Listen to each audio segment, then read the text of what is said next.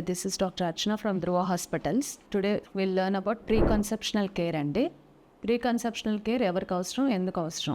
Every couple after marriage should take preconceptional care nowadays. ఎందుకంటే ప్రీకన్సెప్షనల్ కేర్లో వచ్చేసి మనం whether the health of the women getting pregnant is good or not, అంటే తనకైనా diabetes ఉందా, hyper tension ఉందా, మనకి ఏమైనా హైపోథైరాయిడిజం ఉందా, దాని రిలేటెడ్ ఇష్యూస్ మనం సార్ట్ అవుట్ చేసుకోవాలి బిఫోర్ హ్యాండ్.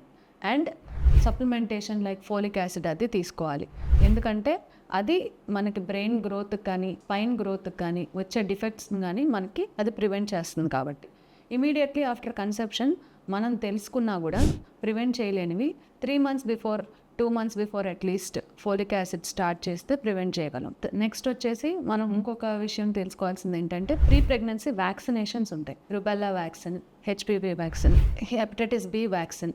ఈ వ్యాక్సినేషన్స్ బిఫోర్ హ్యాండ్ తీసుకుంటే మనకు ప్రెగ్నెన్సీలో వచ్చే కాంప్లికేషన్స్ అవి, ఆ డిసీజెస్ వల్ల వచ్చే బేబీ ఇష్యూస్ అవి, అనామలీస్ అవి తగ్గిపోతాయి. ఈ కేర్ మనం ఇనిషియల్గా మనం స్టార్ట్ చేసినప్పుడు we can continue the care till 3 months of pregnancy with folic acid and then go accordingly whether required or not అని చూసుకోవాలి. I hope you find this video helpful.